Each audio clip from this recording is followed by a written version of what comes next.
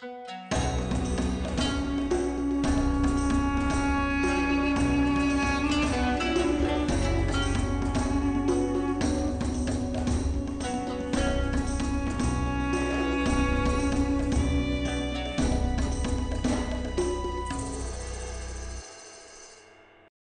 ad break time. The Beyond Solitaire podcast is proudly sponsored by Central Michigan University's Center for Learning Through Games and Simulations, which, as usual, has amazing things going on. They continue to run courses in applied game design in partnership with Gen Con. And next up is Travis Hill's Finding Your Niche, expanding your skill set across 5 different gaming genres. It starts May 16th, so register soon. I also want to put in a plug for Cartini From Darkness to Light, a game by Zenobia finalist Sharia Iowandini that will be published by Ion Game Design. CMU is partnering with Ion to polish a curriculum guide, which will be authored by the amazing Christiane Hintz. Cartini is set to launch on Kickstarter on May 23rd. And finally, a quick plug for myself. If you like my game work and want to see more of it, support me at patreon.com/beyondsolitaire. It would mean a whole lot to me. For now, though, let's get on with the show. Hey, gamers, this is Liz Davidson from Beyond Solitaire, and this week's special guest is John Coveyou. He is the founder of Genius Games, and he's now the owner of Genius Games and Artana. So as you can guess, he is very busy. How are you doing, John? I'm doing great. Thanks for having me on, Liz. I'm excited. Yeah, I'm super excited to talk to you. So as y'all know, listeners out there, I normally talk about history games, lots of history, lots of politics, but this week we've got science. So John, why don't you just tell us about Genius Games and kind of how it came to be, because it's a really cool concept for a game company and a theme of designs. Yeah. So we produce what I like to refer to as science accurate board games. Now, the first thing I'll say is a lot of times when someone hears that, they go, oh, educational games. I'm really not into that. We don't produce educational games per se. I'm really, precise on the science accurate side of games. So we produce games that are about like science concepts, and we won't publish it unless the science is accurate and the game is a good enough game where a group of gamers would actually choose to play it on a game night, let's say. And maybe a good example of that is a game called, Cytosis, a cell biology game. It's about a human cell. So you're going to be collecting macromolecules, things like that, and then building cell components within a cell. So yeah, we produce science accurate board games. It started, really as a hobby. 10 years ago, roughly, is when we actually made our first dollar of revenue. But a few years before that, I was an engineer, and I don't know how much backstory you want me to go into, but I'll try and keep the backstory pretty quick. I was an engineer, and I was also teaching chemistry part-time at the local community college to a group of nursing students, actually. And I've always been a gamer, right? So I've always had this, this interest in science because I studied engineering, and I did a master's degree in chemical engineering, and then taught chemistry to these nursing students, and taught a bunch of other science classes previous to that. And so really love science. Growing up, I played a lot of board games, but the classic stuff. Played Monopoly, and really maybe the heavier of the games I played growing up was like Risk. And I was in the military and played a bunch of Risk in the military, and played like lots of poker, lots of different kinds of games, stuff that is like really entry level types of board games. And after I got out of the military and I'm in college, I'm finishing my degree, I started getting more into the hobby side of games, stuff like Catan and Carcassonne and Dominion, a lot of those like gateway games that a lot of people mention. So I'm playing those with friends and kind of realizing like, wow, there's this whole world out there of hobby games. And so one night I'm sitting down playing some of these. I don't remember what we're playing. We're just playing through a bunch of games. And I kind of get this like thought, boy, why are there no games about like hard science concepts? There's games about ninjas and zombies and dragons and, sci-fi and fantasy and everything else. And you're like really deep engaging with this world while you're playing the game. You take on the role of a dwarf, or you take on the role of a wizard, and you're like really into your character. And you're talking about it after the game. Oh, you remember that time when, and I pulled that card, and it was like, wow, that was crazy. but I'm not, I would never say that's not benefiting my life in some greater way. But I am engaging in something that's more, it's a fantasy, and that's fine. That's great. But I had always thought, like, it would be so cool if I could engage in this world that was like about a real science concept. So here I am inside of a human cell, or here I am investigating Mendelian genetics, or here I am building compounds. And then as we're like exploring this gaming world, we're actually learning more about the real natural world around us. And that had always fascinated me. So I got into designing some games, and, as every new designer will tell you, they think they're really, really good. And they're, creating games that are really not that good. And that was me, making all kinds of like little games that were not very great. And what I did is I would take them to like design meetups and board game groups and things like that. And, beg, borrow, and steal to get people to play test these games. And through that process of just making lots of little games about science concepts, I finally came up with a few that were reasonable, and that seemed like they could, they had some legs. And that's where the whole story really kind of took off. 2014, I think October of 2014 is when we officially made our first dollar. And anyone in the board game industry who's a publisher knows, by the time you make your first dollar, you have already spent an outrageous amount of money, an outrageous amount of time, manufacturing, freight, artists, developers, everything. So October 2014 was when we made our first dollar. And, the rest is kind of history. The first game, I think we made $13,000, somewhere around there, on Kickstarter. I just wanted to, produce enough copies to be able to ship them to backers. And we ended up producing a lot more than that. And we launched a few more campaigns, and the next campaign was bigger than the first one. And the next one was bigger. And then it kind of took off. I think a few years after that, maybe 2017, 2018 is when I quit my engineering job and basically went full time. And since then, we've produced, maybe 40 or 50 different titles now.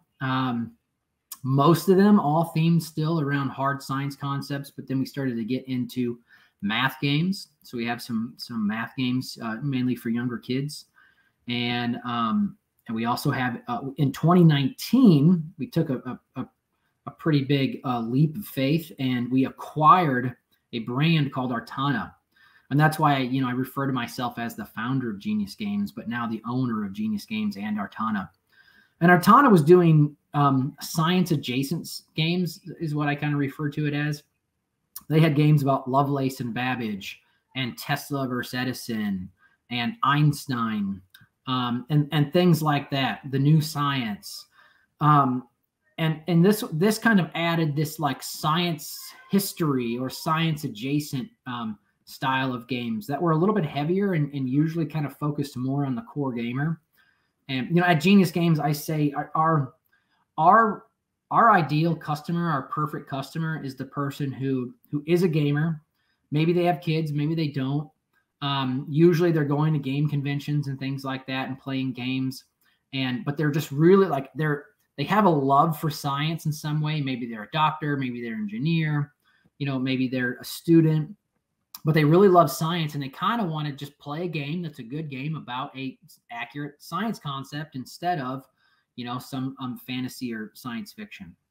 So yeah, that's the 1,000-foot view of the last, 10, 15 years of my life. That's awesome. So this leads to the next question. So one of the things you said earlier on was that you don't make educational games, you make science accurate games that are fun. So how do you balance between making sure that the games that you're designing and publishing are accurate to your standards while also being fun? That is such a good question. And that's the $1 million question for our company. We early on, we had to make a decision on what kinds of games we were going to produce, because, the educational games, they're they're the white elephant. They're the games that there's tons of advertising behind it. You've got games that have been made for, decades and decades that are intended to be used in the classroom. There's a lot of money to support that. Usually, though, those games are very poor. They're not fun to play. They're focused on memorization and flashcards and things like that. They're not the types of games that gamers would choose to play. So when we say science accurate, what we're really trying to do is take traditional game mechanisms. So things like card drafting or dice drafting or tableau building or engine building or worker placement, like things that a gamer would recognize from lots of games that they've played. And because those are tried and true mechanisms. There's a reason why you've got, I don't know, hundreds of worker placement games out there, because it's a mechanism that works really well, right? So we try and take a game about a specific science concept and not like make it educational. So the focus is like, here, everyone, learn the concept. But we try and make it so the traditional game mechanisms make the game itself really fun. And a gamer would come and choose to play it regardless of the theme. But, oh, wait, it happens to actually be themed around a science concept. And that science is actually like deeply embedded and accurate in the game. So, one of the maybe the aha moment for us is when someone who's like maybe a gamer or light gamer or and they're also a scientist, like say they're a cell biologist or they're a researcher or something like that, will come in and play something. And as they're playing, you'll start to see them giggle.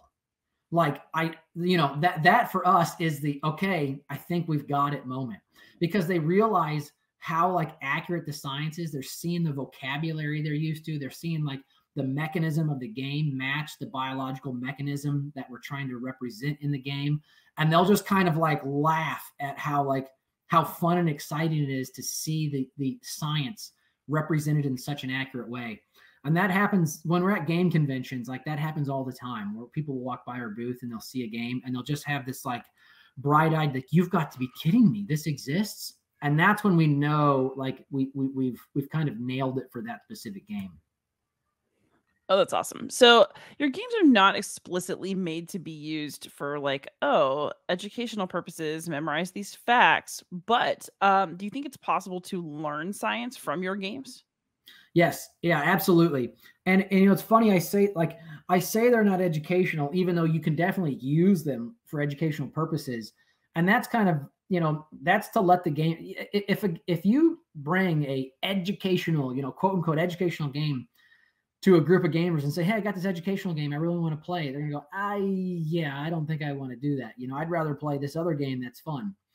And so we try and stay away from the word educational. However, because they're so science accurate, they've been adopted by lots of science teachers and put them in the classroom. And not just science teachers, across the board, because it's a great, like extracurricular activity in the classroom. If you have a group of students who are maybe ahead and they need something to do that is fun, constructive, is edifying in some way, that they're kind of getting rewarded to do, well, that's a great opportunity for our games to be used. And we actually have a number of teachers who've taken some of our lighter games for, about Ion, a compound building game would be a good example. It's endorsed by the National Science Teachers Association. It's actually used in, hundreds of classrooms across the U.S. We've had teachers write lesson plans and things like that for that game. But we don't push it as like, hey, here's an educational game for the classroom, because it's actually a really fun game to play with a family or a group of gamers. It's light. It's a good, it's a good entry-level game. It just so happens to not be about, building an army or, drafting technologies. You're drafting ions and noble gases, and you're actually building neutrally charged compounds, which most people will remember from like high school chemistry or, high school biology or any of those other required science courses and throughout their public schooling.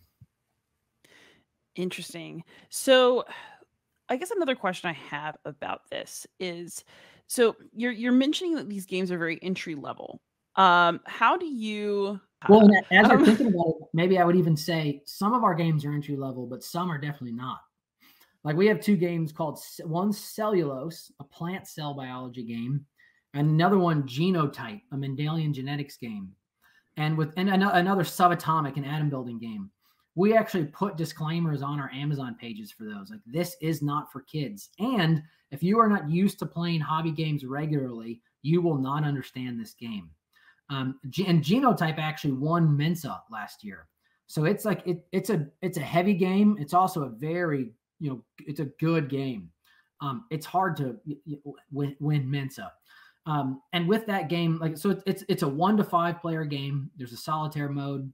It's probably going to take an hour and a half to 2 hours to play the game. So it's not, it's not like a light game. It's not for kids. And someone who's not used to playing heavier games is going to look at a 20-page rule book and go, what in the heck is this? This is not a game for the classroom. And I would say, yeah, you're absolutely right. If you're not a teacher who plays games regularly, I wouldn't even bring that game through the door. It would just be a disaster. But if you like hobby games, if you like heavier games, and you want to really dig your teeth into something much deeper, and you really want like a brain buster, that's going to be a perfect game for that audience. Yeah, I had been meaning to ask sort of, do you have to keep things entry level because the science itself can be intimidating and because you're kind of teaching or communicating two potentially complex things at the same time? Or are there other reasons for that? But yeah. No, that's a good question. And so what we really struggled with, like, how do we do this well? Because there is the challenge of, first, you've got to learn a game. And there's always a barrier to entry there, right? Anytime you're learning a brand new game, especially if people around you don't know it, and so you're trying to read the rule book to understand it.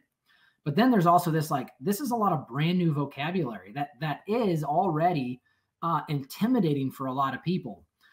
So there's a couple of ways we went about it. The way that we approach a new design is we say, okay, if we're going to make a game about, say, human cells or plant cells or chemistry or Mendelian genetics or you name it, we take that concept, we boil it down to the most fundamental components of that science concept and say, what are like the 3 to 5 things that have to work accurately in this game to make it work?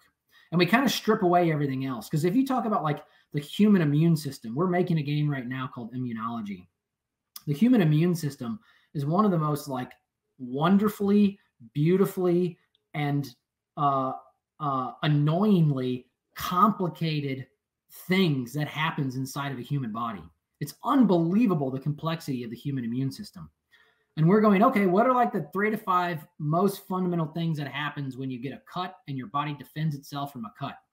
Bam. And that's what we make the game off of. We don't go into like you need a PhD in immunology to understand the game. But we do, every time we produce a game, we have a group of, hundreds of PhDs and doctors and scientists on our list that we send all the materials out to. And we'll usually get about a dozen to 20 or 30 that will review everything and give us feedback on, well, that's technically not the way it works. I would rename it this. I would rename that mechanism this. I would change the way that works in this way so we can make sure, things are actually accurate. And the other way I would answer that is we have sort of sectioned off different lines of our games. So now we have Genius Games Junior. So that's like, okay, those are for kids. Those are kids games. And then we have our Artana brand, which is going to be a little bit heavier and not, science, not as a science accurate, but just more science adjacent and science history kind of focused. So yeah, but it's a tough thing. We are continually trying to identify, is there anything frivolous in this game that's just overcomplicating the game and not adding to the experience, but also just making it harder to learn? That's going to be a barrier for people. So trying to keep it as simple as possible, trying to keep the science as simple as possible, but also as accurate as possible. There's always a tension between those things. Yeah, that happens with historically themed games as well. You always have to cut something in order to make the game work. Like, you can't include everything, so you have to choose the things that go in there that are worth keeping, going to make the point that you need to make, and not going to skew things terribly. Exactly. So are you finding, it sounds awesome that you have this list. So are these scientists who are also gamers and they're just really enthusiastic about this? That's fantastic. Yeah, I don't know. It's a good question. Who are they? I've met a few of them, but they're all over the world. And nowadays in almost every game we produce, we include what's called a science behind the game document. And it's usually like a 16-page document that is crowdsourced by that entire group of people. So they volunteer to write a 16-page document where they explain, here's how the science is represented in the game. Here's all the ways it's accurate. Here's a few of the liberties that Genius Games took because you just can't represent this 100% accurately. And that's almost like if a teacher really wants a way to take one of these games and use it in the classroom, that's the perfect way to use that book, almost like a little mini textbook for the game. Yeah. So I mean, I don't know how we even came up with the list. I think we published a game, and then the people that backed the Kickstarter or that purchased the game, we just sent a message out and said, hey, we really want to make these science behind documents. Is anyone interested in, helping edit it? Oh yeah, I'll help edit it. Oh, is anyone interested in? And then finally we got enough people that, some people were like, hey, I want to write it. I love this. Or I want to lead the editing team on it. And we're like, yeah, we can't really afford. Like, no, I'm not asking for money. I just want to do it, because I love your products. And it just kind of blossomed out of that. And so now there's a group that we literally just say, the drill, and the lead editor will create like a table of contents. Here's all the things we need to talk about. Here's the game summary. Here's all the concepts in the game. And then a group of other writers will say, I'll take that one. I'll take that one. I'll take that one. And they'll each pick one, and then they'll all submit here's how the game works, and here's how the science works. And then the lead editor will read through everything and say, okay, that's too long. That's too short. That's not that, we need to make this more clear. That way it all has kind of a single voice. And it's just really impressive. And we don't really do any work on it at all. And all besides putting the graphic design on it and then printing it and putting it in the game. That's fantastic. So your Artana acquisition sounds really interesting because yes, you're taking on science-y games, but kind of more historically based and maybe not peer reviewed in the same way. So how are you reconciling those things? And how devoted are you to staying on the science theme? Because it sounds like kind of yes, but also once you start pushing into the more historical things, you open up new avenues. Yeah, you do, and that's a great way to explain it, because I'm not going to say that history is more subjective, but there are certain things where, okay, the name of this compound is this, and it's fairly objective. You can't really get around that. The way this pathway works, or the way that this molecule is built, or whatever else. Whereas in history, we can have different interpretations of a similar event. We can also get into some like we added in characters. So we're creating a new game right now called First in Flight. It's about the early flight innovators, so the first people to make heavier than air airplanes that actually flew. And we have characters that are not accurate to those time periods, but are other famous flight innovators from different parts of the world or different time periods.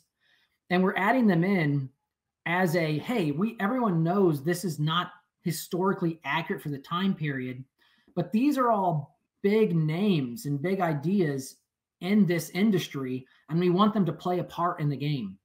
And so if you want to know the specific details of why this person is, not actually part of this time period, well, then go read their Wikipedia page, or we'll add in a little like guide and things like that. A lot of times we'll add in some flavor text, but it's harder, it's easier to do that in some ways, and it's harder to do that in some ways, because when you do it with a science concept, it's really clear, like, this isn't actually how it works in the body. It works like this. And it's a fairly objective explanation. But with the history, you might have someone who has a more complicated relationship to that historical event, and you're trying to make sure it's historically accurate and include them, but then you're including these characters from totally far off, and people are like, wait, what? I don't understand what's going on here. And so it is harder to parse all that apart with a historical game.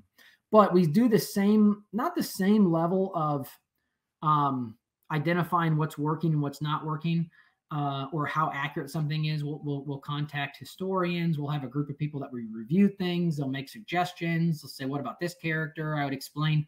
I explain their flavor text more like this. So really just getting tons and tons of feedback from our audience and from professionals that know this stuff way better than we do.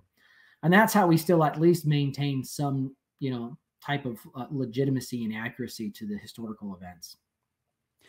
Do you think that you would ever make a purely historical game, or is the science such a foundational thing for Genius that it will never be? Yeah, under Genius, I don't think we will, but under Artana, we definitely will. So like First in Flight, it's really it's not about the science of flight at all. It's about the history of flight.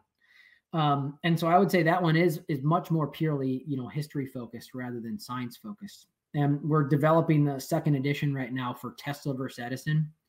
And that really is, and that one's maybe a little bit lighter on the history even, but it's not science focused at all. It's about a group of early AC and DC electrical innovators. And that's about as far as the science goes. And now you're installing it across the Eastern United States, and there's a stock market involved, and you're investing in technology in order to be able to install the technology into those cities. And so it's really not about the science. It's about the history. And the biggest challenge that we have when we're creating a historical game is, how do you allow players to have their own agency and still win the game, but also maintain some kind of historical accuracy? Because if AC wins, which we know it does, as far as transmitting electricity to homes and businesses, how do you give DC a chance in a game like this? So you've got to have some kind of you've got to be open-minded about how you allow players to play in the game, and they have to almost be able to develop historical alternatives that didn't actually happen in order to have some agency and have an enjoyable game. And that's a tough thing, but that is what it is. Yeah, absolutely. So it sounds like you get a lot of feedback. How do you balance between the feedback that you get from, scholars and people who are engaged with the subject matter, and then feedback that you get from play testing? Is it difficult to collect both kinds? Are you getting both for the same people, or do you have two separate venues for that? I'm sort of interesting to think about. Yeah, usually the feedback we get from scientists is in written form from emails or things like that. And usually the feedback we're getting about game mechanisms is in person. Now, sometimes we also, you've got the two circles and the two circles overlap. We really like to play test games with lots of different types of gamers and lots of different types of people. We want we've got a play tester and they're like, hey, my brother wants to come play test, or my girlfriend wants to come play test, and they're not really into games. Can they still come? Absolutely, please, because we want feedback from someone who doesn't really play games a lot. They're going to come sit down. They're going to play that game for the first time. What was your experience like? And then we want feedback from that person who plays games actively. They play games every weekend, or they host a weekly game night, and maybe they're an engineer or the scientist. They're going to have a different spin. And then we want feedback from the parent. So we're consistently trying to get as much feedback from, any way we can. We almost never turn down feedback. And that's really how we've built the business and how we've made games that are at least decent, is by, getting lots and lots of feedback. And that's like any designer who's, worth their weight is going to be getting feedback. It's not about the designer. You'll get better over time. But I feel like really, really good designers, they get better as a designer that thinks through mechanisms, but really how they excel is they get better at listening. They get much better at listening to feedback and identifying, okay, here's the worst parts about the game. Here's the rough spots. Here's the spots I really need to develop and work on. And so we're just continually trying to get good feedback and find people to come in and work on the stuff that we're doing. If it wasn't for that, we wouldn't really have much to sell anyway. Fair enough. Also, lots of feedback, lots of data. Sounds like a scientist to me. That's right. Yeah, that's right. So we talked about kind of educational games and fun factor. And math was a terrible subject for me in school. I made it. It was fine. How do you make a math game fun. I feel like a lot of board games do contain math, and you do need to have essential math abilities to kind of calculate where things are going and like how many victory points is, is which action is going to be more efficient. And like, yes, there's math in them, but if Mhm. you're making a game about math, how Yeah. do you do that and not just make it another flashcard game? Yeah. Oh yeah, that is a very tough question. We've really struggled with math games. Those you've pointed out some of the most difficult barriers to overcome. And like you said, math is a part of most games anyway, right? If you're going to track your score, you're going to be doing math. The two games that we have produced that are focused on math are a series of games called Math Rush, and then another game called Outnumber, and then we have some other variants on Outnumber that we're working on. So Outnumbered, maybe I'll talk about that one first. This was a design by a guy named Matthew Tidbury. He's from England, and he was a math educator, and it really it kind of blew me away when I first played the original version. It's really simple.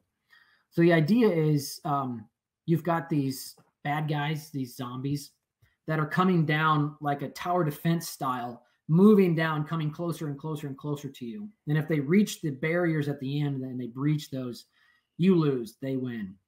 And in order to defeat them, they each have a number value on them. And you're rolling these dice and you're trying to figure out, using addition, subtraction, multiplication, division, and even exponents, how can I get these dice to combine to get this number? And as I am doing that math, I can also use different power-ups and things like that. So the goal, like the reason why that's so, I think it's such an elegant design, is sort of taking a step back here, is going, doing the math is not how you win the game. Doing the math is not the goal of the game. Defeating the zombies is the goal of the game.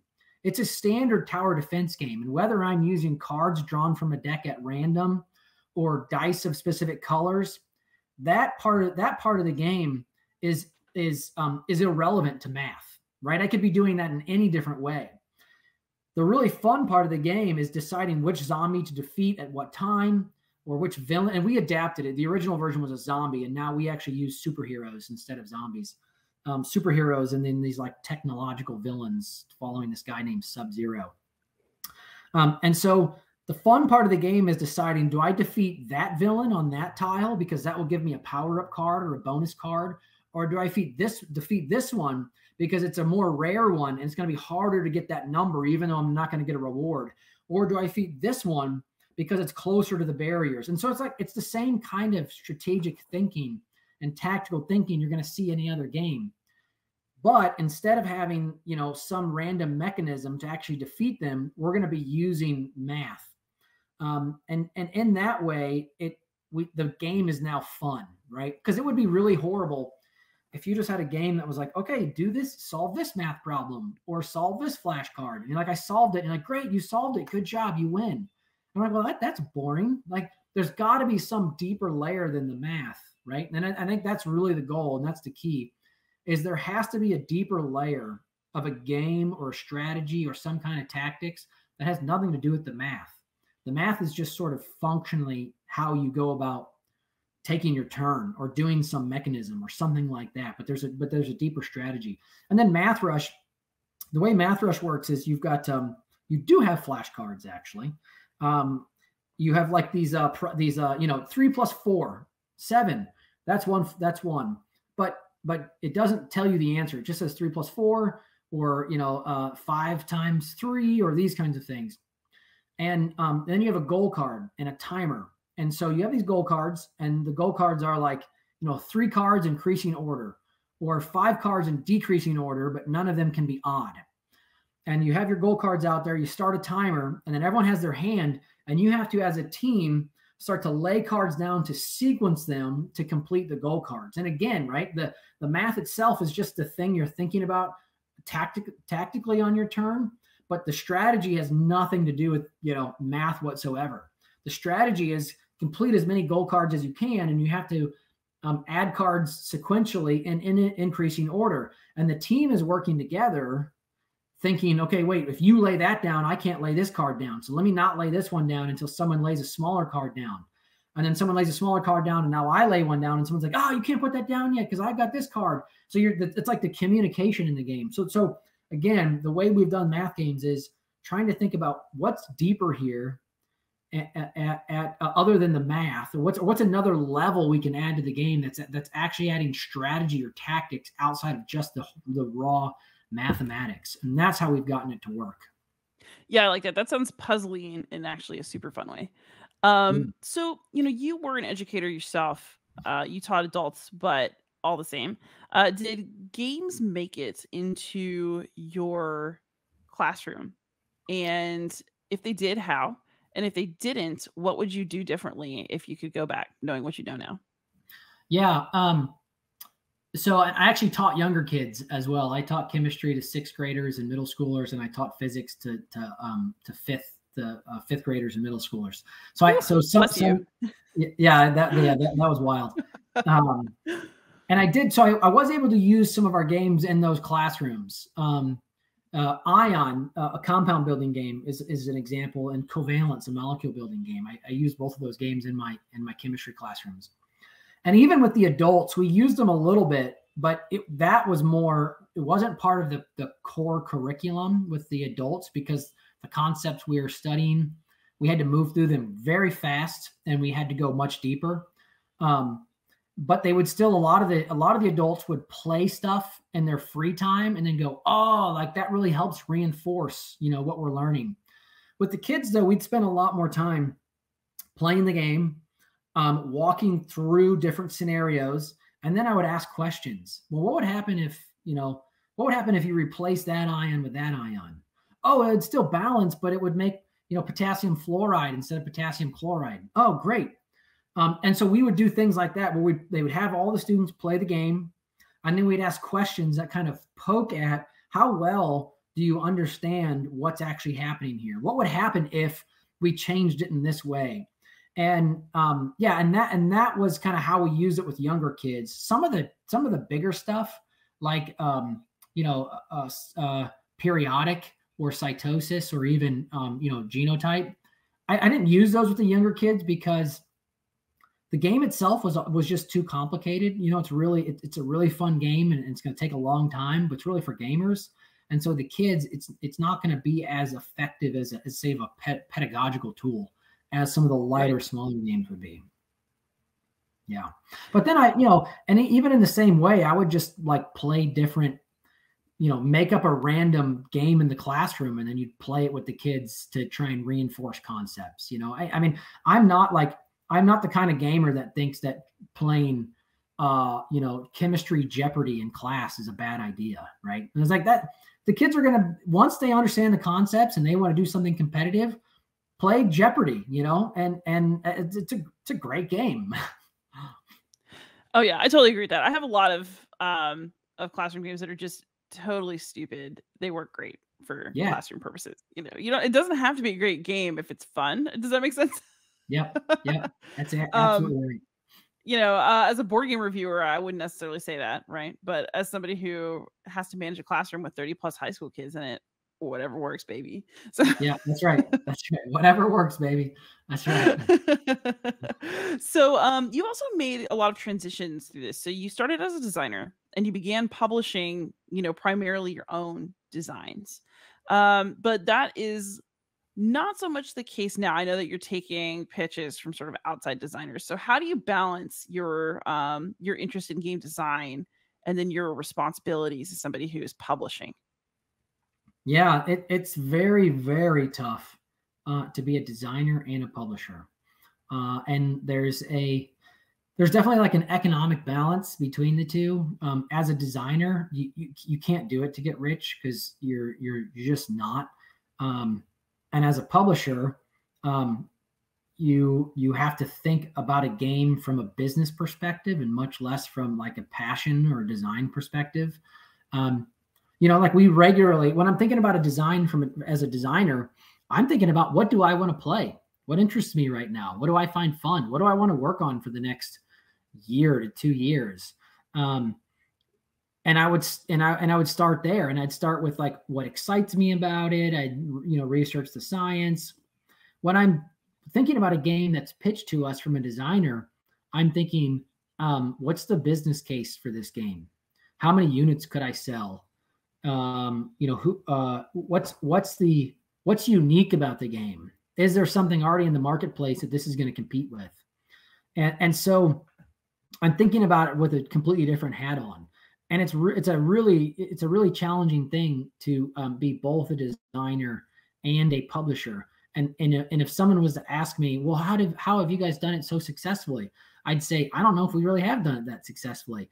We're like, every year we're barely profitable, right? Every year we're like, all right, this company's still alive. That's a good thing.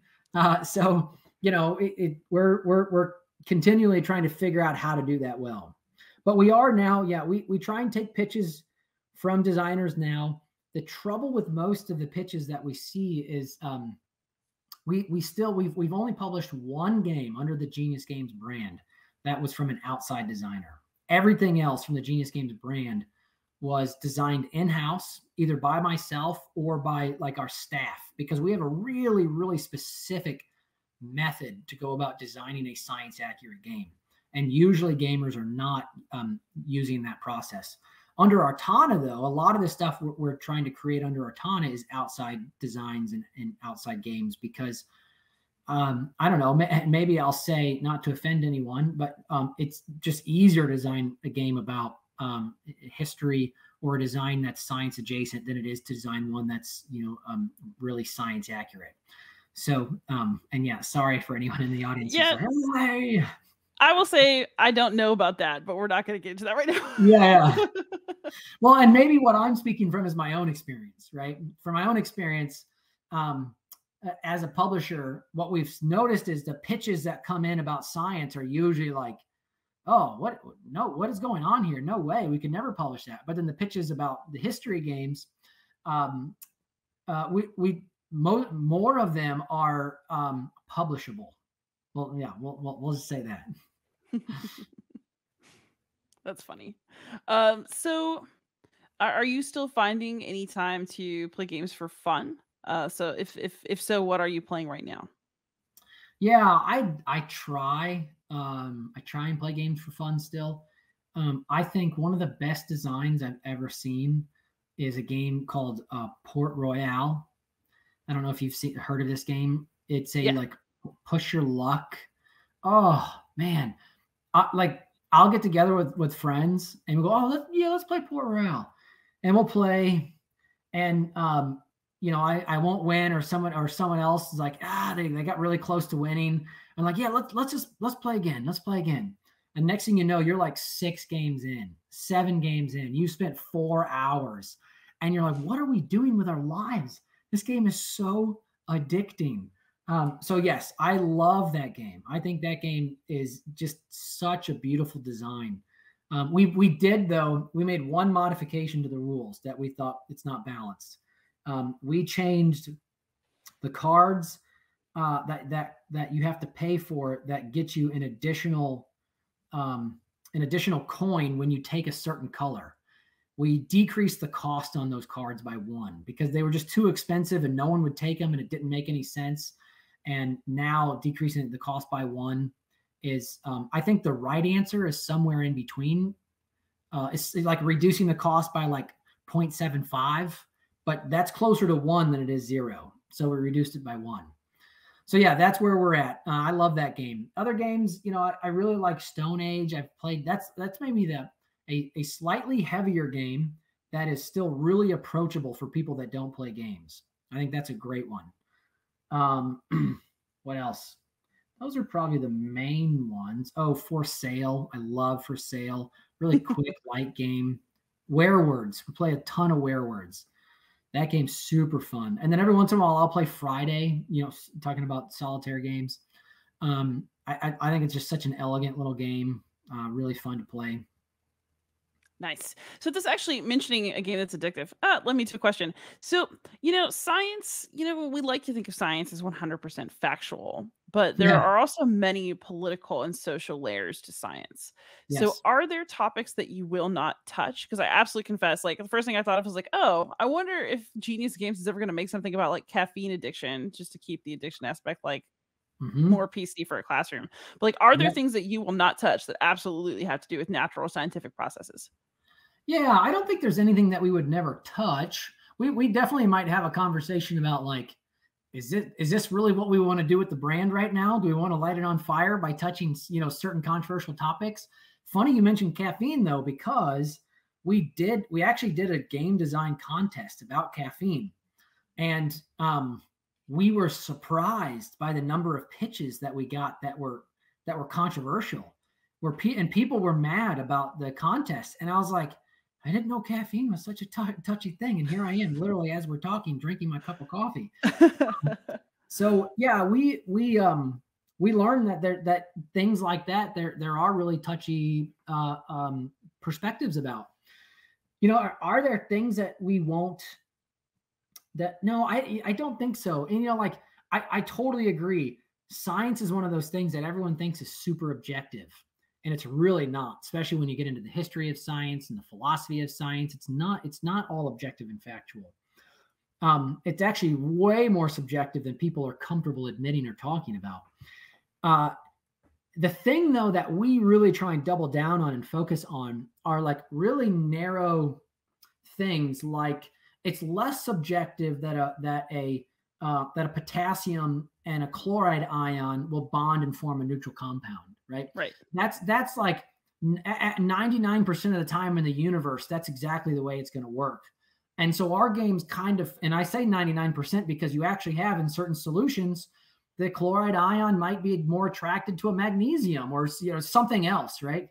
So um, so we try and stay to those kinds of topics that are like, this is, and here's the other way I would answer that is when the way we pick topics is we literally take like a high school chemistry textbook, biology or physics textbook, and they go, which of these topics that you're taught in a basic science course, which has, for the most part, less controversy around them and more research and knowledge around them, and how can we turn that into a game? Because then you get like a really a quality science topic that's well known, and something that maybe someone would want to use in a classroom at the same time.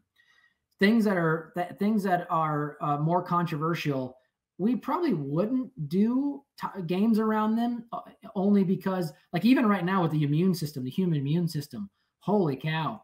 I mean, we don't want to get into vaccines. We don't want to get into certain types of other like medical treatments. I mean, it's just like that you're talking about a landmine for controversy. But what we do want to, if we do make a game about a vaccine, what we would do is we'd say, okay, here's actually what a vaccine is and how it works, and here's what it's doing inside your body to make you more resilient to this type of virus. Right? Okay, great. So what we are trying to do is stick to what we know about the science, not make statements to anyone about whether you should be or shouldn't be or anything like that. It's not a should or shouldn't kind of thing. It's a, well, here's just how the science of something works. You can take that and do what you will with it. So I'm just gonna be a pill because that's what I do. Great. I don't think that that's as easy an answer as that. I mean, the thing is that when you make games about something, the way that you choose to present them can be a promotion. It can be a Mm, put down. It just kind of depends on your packaging. And I'm a firm believer that all games say something about ourselves, about our culture, about our society. This is why I'm a historical gamer, not a science gamer. yeah. Um, Mm, but I think that even if you make a game about vaccines that presents them positively, you are, and I'm obviously very pro vaccine, all the vaccines, yeah. please. But you are making an educational statement about what is Mhm. accurate, about what is safe. Right. I actually would personally support such a thing, but I know you as a business person have to make your own decisions. But, I don't, I think that even just presenting something is a statement. You chose Yeah. to say something instead of to say nothing. And those are both choices. Yeah. That's absolutely right. And yeah, yeah, it's a great point. I don't disagree. in a game about vaccines, the science of vaccines, it's been on our radar. It's something I would really like to do. Not and again, like I would want to do it as objectively as I could, knowing that even I'm going to come into that type of game with a bias. The way we market the game, the way the art looks for the game, how attractive the game is, the way the rule book explains the mechanism, like everything. You can't get around human bias in a game like that. Does that mean we shouldn't do it? No, it doesn't mean we shouldn't do it. At the same time, what we would probably do is say, okay, here's the resources we have. Here's the types of games we have on the chopping block. What are we going to do next? Well, we can make a pretty strong case for this one. We can make a strong case for that one. If we think that, the concept is important enough to help understand the science of. But our goal would be as best as possible. We can't do this perfectly. Our goal would be to present the information as objectively as possible, and then not try and make a statement about, because it's like, because you really do get into beliefs at that point. You get into a lot of different things. And it's like, oh, well, do you believe in or do you support or not support vaccines? And I go, it doesn't matter. Do they exist? They do. Is there science that's behind them? There is. That's my job. And then my job ends, right? And then my job ends. My job is just to say, here's the science. And then you're right. If we make the decision to not make a game like that, we have also decided that's a decision, right? We have said something, we have done something, and that's meaningful. So yeah, no, there's also, I mean, I can't help myself. Like, this is also very interesting to me because I think that there's so much you could do with that, especially now that you've acquired Ortana, right? Thinking about like, oh, you can do like a weird science history mashup, because historically vaccines were much more dangerous and people were afraid to inoculate their kids because they didn't have, it was more like, oh, let me just like scrape an open wound with this like disease and see how it goes. Good luck, everyone. And of course things have improved. I think that there's like actually a wide range of science and history on those topics that you could touch in actually super documented and meaningful ways. And like, if you make a vaccine game, it doesn't have to be, oh, the COVID vaccine. It could be something about tetanus, polio. I mean, history is also a way to get distance, I think. Yeah, absolutely. And, I love that idea. And in an ideal world, we would have the resources to do all of that. Right now, we this year, we unfortunately made a decision to produce less games and less products and start to double down on selling and pushing retail and distribution for what we currently have. Because, not to move the conversation away to that, but we saw post-COVID a decline in sales and and kind of like, I don't know if you would call it a recession. I'm not an economist. That's for other people to decide. But we saw a financial impact for sure. And so as a business now, we're trying to figure out, okay, what do we do? Do we start to save more cash or spend that on new products? And the unfortunate answer is we might not even get to choose. I think business might choose for us. And we're going to try and just double down on what we currently have and sell that. And then in the future, the hope is when we're in a more healthy position financially as a company, then we can start to produce a lot more stuff. But yeah, I mean, there's like, when you talk about the types of different games we could make, holy cow. I mean, I literally do have a document. It's just called Game Ideas. And it's like 160 different ideas for science concepts that we could make games about. And it's not getting any shorter. It's more a matter of like, what do we have time and money to produce? And what will do the best once we produce it? Oh, the eternal challenge. That said, though, I do think there's something to be said in favor always of really focusing on things that have been made. Rushing to a new thing, it seems to have been our hobby's trend for a long time. I think you're probably hitting on something very true about the board game hobby in general and how things have expanded and may contract a bit over the next few years. Yeah. I mean, we're at a golden age, but hopefully it stays a little golden for us. But, that's right. with everybody out of the house again, we'll see. Yeah, absolutely. That said, what upcoming project are you the absolute most excited about right now? I'd probably say two things. So we actually started producing kids jigsaw puzzles. Now this sounds really Ooh. lame, but Oh no, I love yeah, jigsaw okay, good. puzzles. I'm glad you're excited.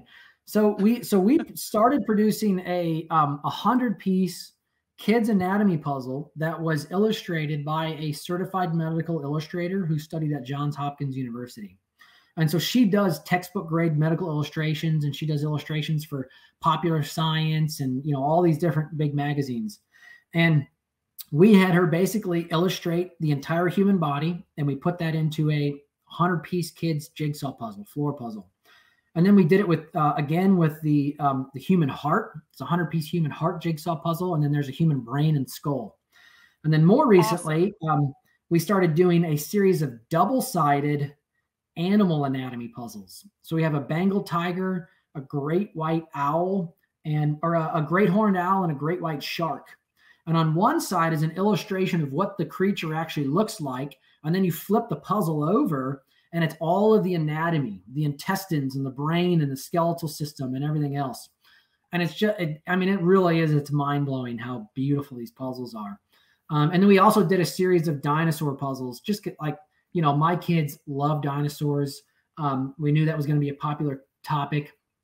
So we did a series of, on one double-sided again, one side is the dinosaur. You flip it over, you get the skeleton of the dinosaur, which is like what, we're looking at and seeing most of the time from our archaeological digging and research. And then from a game perspective, the thing I'm most excited about is First in Flight, I would say, which is a game about early flight innovators. It's designed by Ben Rossett and Matthew O'Malley. They also designed Search for Planet X. They designed Between Two Cities and a number of other games. So it's a fantastic game where you are building up. It's a push your luck. It's a push your luck like deck building game. I think that's maybe the way I would refer to it, where your deck is your flight. It's basically what your aircraft can do. And some of the cards in your deck are damage cards. And so you're deciding whether to keep flipping more cards. If you get too many damage cards, your plane goes down and you crash. But your score never goes down. And so when you fly, let's say, 30 meters or whatever it would be, you stay there. And your next flight, if you only fly 10, your record's still 30, so it stays at 30. So your record is just always getting higher and higher and higher until someone finally hits 45, and then that marks the end of the game. But it's really, really fun game of the rondelle and this push your luck deck building. It's beautiful. There's a few mechanisms. It would be hard to say I've seen these before in any other game. So we're very excited about it. That is absolutely awesome. And seriously, the First in Flight sounds really good. I'm going to be on the lookout for this now. But it's solos, right? Yes. Yeah, it does have a solo. Perfect. So that's relevant to my interests. But also, never be shy about the jigsaw puzzles. Honestly, my students, I have a jigsaw puzzle going in my classroom at all times. There you go. It is a standard for like keeping kids entertained, helping them be social and happy. They learn a lot about art. It's great. I'm actually like, children's jigsaw puzzles. Why not? That sounds awesome. Yeah. So if people want to get in touch with you about what Genius and Artana are up to, where can you be found online? Yeah, so the easiest is geniusgames.org. That's our website. We also have sciencegames.com, which actually forwards to our geniusgames.org website. So yeah, that's where you can find us. Perfect. John, thank you so much for coming on. I really appreciate you giving the time. I know you're super busy, but this was a super fun chat. I really appreciate you coming on and give the science perspective to this podcast because we don't get enough of it. Yeah, awesome. Thanks, Liz. Yeah, I appreciate you putting this together. Everybody out there, hopefully I'm found anywhere beyond Solitaire. Thank you so much for watching. Please like, subscribe, comment, ask questions, and most of all, happy gaming.